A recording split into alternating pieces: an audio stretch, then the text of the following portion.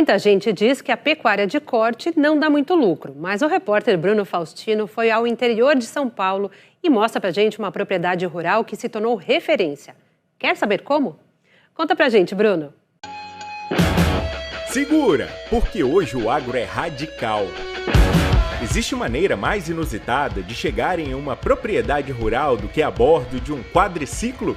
Diz aí.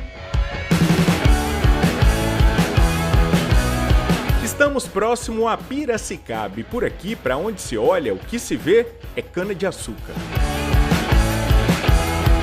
Essa região aqui do interior de São Paulo é dominada pelos canaviais, mas a Fazenda Cavalinho, aqui em São Pedro, se destaca na pecuária intensiva. Basicamente, o trabalho que é feito aqui é de cria e recria de bezerros e novilhas.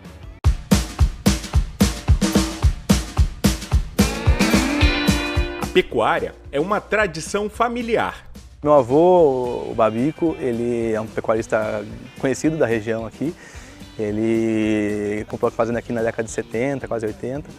E minha mãe herdou essa fazenda no começo de 2005, 2006, se não me engano. E de lá para cá, meu pai também agrônomo, assumiu a fazenda com a proposta de continuar com a cria, que era a atividade que já realizava aqui na fazenda. E desde lá vamos implementando as mudanças as mudanças tecnológicas, principalmente, que vão surgindo aí, né? A cria e a recria são outras formas de gerar renda na pecuária de corte. A cria é a atividade de você ter um plantel de vacas e todo ano, nas estações de monta, você expõe elas aos touros, os bezerros vão nascer, você forma os lotes e vende os bezerros. Aqui no nosso caso a gente vende todos os machos, só que as fêmeas ficam para a recria.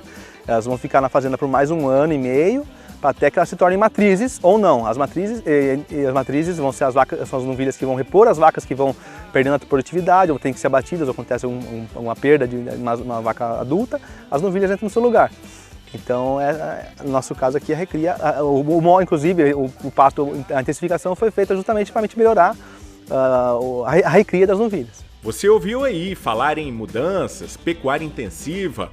Afinal, o que foi feito para tornar a fazenda uma referência na atividade? É aliar um tripé, vamos dizer aí, manejo, sanidade e genética. Esses 3 pilares bem feitos levam a Fazenda Cavalinho a ter alta produtividade. Hoje a fazenda, arredondando os números, são 1.000 hectares de pasto para 1.000 vacas. Eu teria aí uma relação de mais ou menos 1 UA por hectare. Aqui nessa área em específico, a gente está numa área de cerca de 60 hectares, né? Isso representaria 6% da fazenda.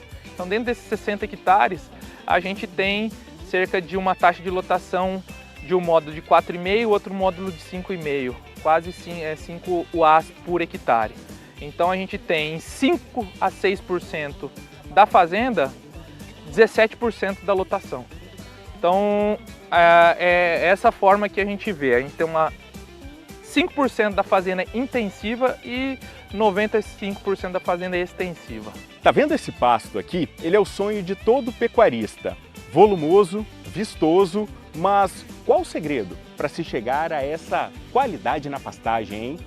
Primeiramente, é uma correção de solo. Aqui a gente está numa área de um solo arenoso, de baixa fertilidade, onde no processo de formação da pastagem foi feita a correção via adubação, né? Então foi feito calcário para corrigir a acidez, foi feito adubação com NPK, macro e micro minerais.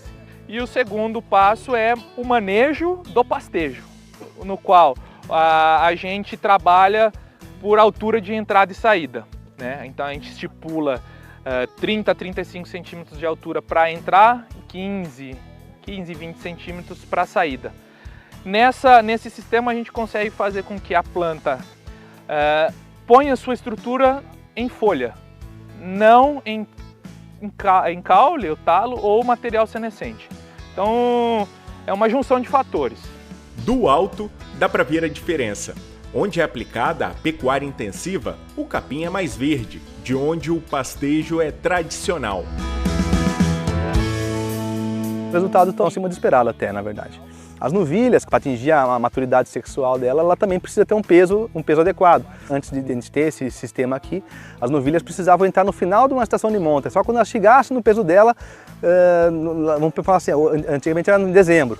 Agora, em novembro, elas conseguem entrar mais pesadas do que elas entravam em dezembro. Isso dá um ganho de produtividade que gera muitos efeitos positivos além do peso dela. A gente sabe que embarcamos numa elevação dos custos de produção, porque coisa que adubação, reforma de pastagem não é uma coisa habitual da fazenda, mas os resultados estão se mostrando e a gente inclusive pensa em expandir em outras áreas da fazenda.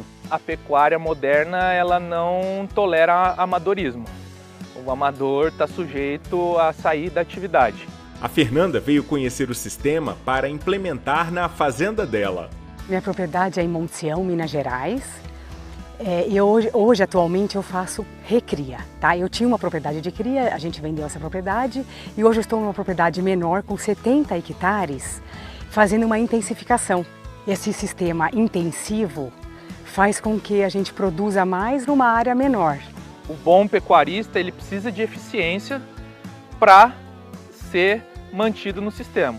E essa eficiência, ela é traduzida com maior produtividade em número de arrobas por hectare produzidos, né? Então aqui o caso são produzidas na média durante o período das águas 26 arrobas por hectare, né? Enquanto uma média geral Brasil são 4 arrobas por ano.